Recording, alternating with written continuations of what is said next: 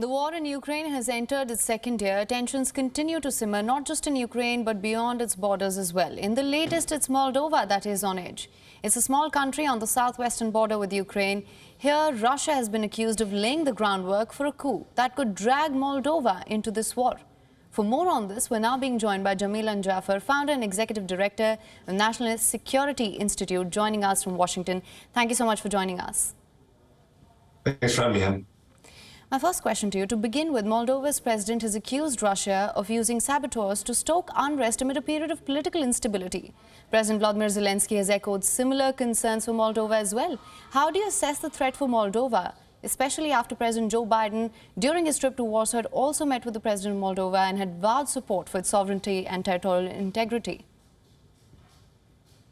Well, it's obviously a big concern. We've known about the threats to Moldova and its sovereignty for quite a while. There's a breakaway region there in the border region with Ukraine called Transnistria, where Russian soldiers have been deployed for many years. So we know that the Russians have been involved in that region. Moldova is a small country, about 2.6 million people, very impoverished. And the Russians have been monkeying around in that region for a while. So it's no surprise that they continue to expand their efforts there. And it's certainly a concern that these issues that the president Moldova has raised about Russian interference, it's actually led to the government falling. There's been a number of other economic situations there in the country that have caused that. And so we'll see what happens going forward, but obviously a concern for the United States and our allies there in that region as Russian interference expands beyond Ukraine. All right, so just for more clarity here, would you say that Russia has a strong foothold here? Well, Russia certainly has a strong foothold in that region that borders Ukraine, Transnistria, which has been a breakaway region from Moldova for a while. There is it's largely a Russian-speaking population there in Moldova across the country, but in Transnistria in particular, Russian soldiers have already been deployed for quite a while. All right. Now, Moldova, as I mentioned earlier, is currently in the midst of a period of political instability, followed by the resignation of the country's prime minister. The president has accused Russia of weaponizing this already volatile situation. How do you reckon Moldova's political and economic woes come into play here? Well, Moldova has recently taken a turn with a more positive Western government. Both the president and the now outgoing prime minister had very strong pro-Western sentiments. That obviously angered Russia, and so it's no surprise that the Russians may be, engaged in the type of interference that the president has suggested. She's suggested there actually was an ongoing coup about 2 weeks ago. Moldova closed its airspace, and the NATO Secretary General Jens Stoltenberg declared his support for the country. And as you point out, just last week when President Biden was in the region, he declared his support for Moldovan sovereignty, and it appears this new U.S. $10 billion aid package may include a few $100 million for Moldova to strengthen its capabilities there in the region. All right. Now, parallels have been drawn with regards to Russia's actions regarding Moldova and the steps taken by Russia right ahead of Russia's annexation of Crimea. How do you assess this situation?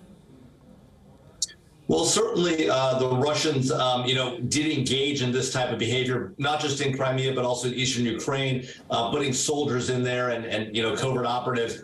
We have seen some of that type of activity in Transnistria.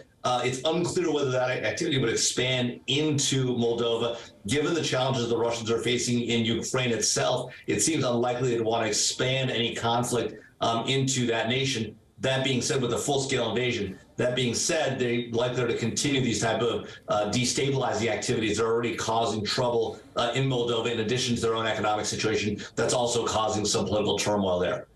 Right. Now, just to expand on that further, it's important to know that Putin revoked the 2012 foreign policy decree that in part recognized Moldova's independence, following which Russia's Ministry of Defense accused Ukraine of preparing an armed provocation against Moldova's pro-Russian separatist region of Transnistria. Could you spell out the practical implications of this?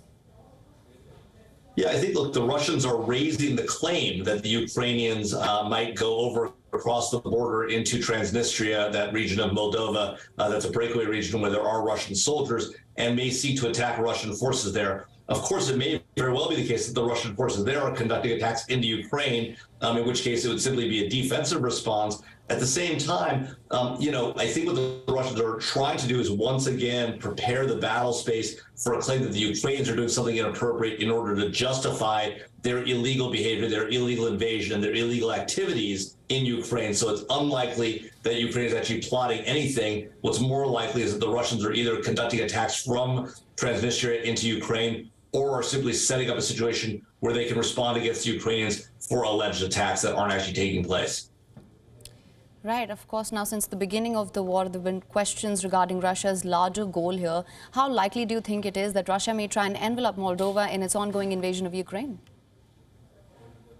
Well, look, I think if the Russians were to be more successful in Ukraine, which they haven't been to date, you can see them potentially considering expanding their operations going beyond Ukraine. It's exactly why it's so important the United States and our allies and the rest of the globe remain strong against this Russian aggression in Ukraine, because they're not likely to stop at the borders of Ukraine. If they were successful there, they're likely to expand into other nations. That's a real concern. Moldova is probably likely high on that target list. That being said, I think with the challenges the Russians have faced thus far and the successful allied support for Ukraine, it's less likely to happen in the immediate term.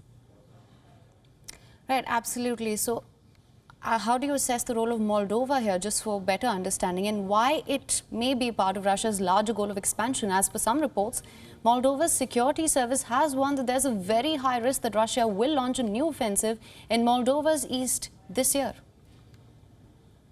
Well, look, I mean, the Russians obviously, and Vladimir Putin in particular, has a desire to expand Russia beyond its current borders, potentially to some of the borders of the former Soviet Union. He has that mentality. He's an old school KGB operative from back in the day. So none of this is surprising. We've known this about Vladimir Putin for a long time. Nobody really thought that he'd get as aggressive as he has.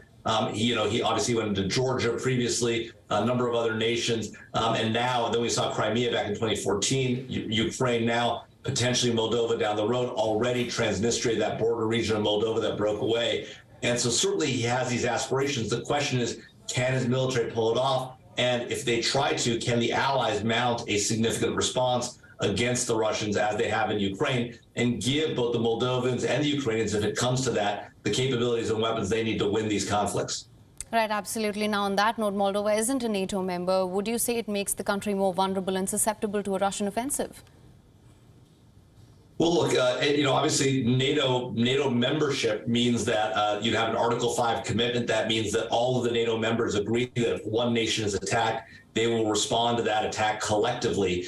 That is not the case with Moldova, although Moldova, like Ukraine, was a partnership for peace country and has engaged in these conversations about whether it might join NATO. And that being said, obviously it's a concern when Russia is pushing at the boundaries and the edges of NATO and these partnership for peace countries. At the same time, Russia sees it for themselves the other way, seeing NATO expand to their borders and raising concerns with them as well. Right, of course. Now, an imminent spring offensive has Ukraine on edge. There are concerns that Russia may try to push forward towards Odessa and then link up with Transnistria. What's your take on that?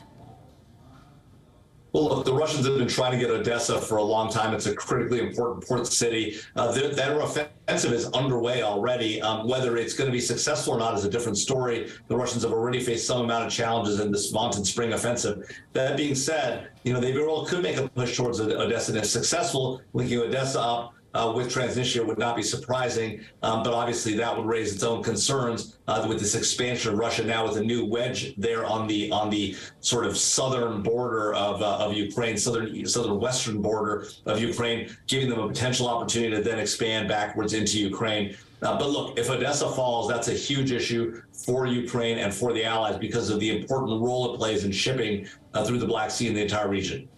Right, of course. Now, my final question, this is still speculation at this point. How do you see the situation unfolding going forward, given the current scenario?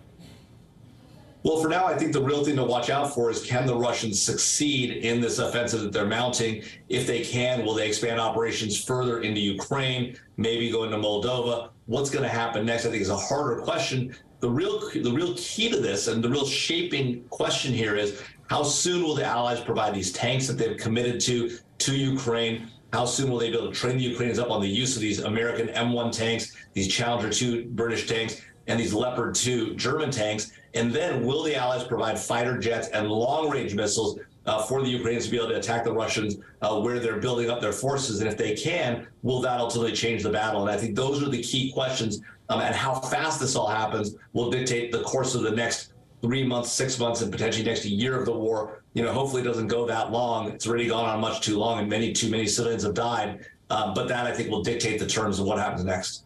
All right. Mr. Jamil and Jaffer, thank you so much for joining us with all your insights on this. Thanks for having me, Ham.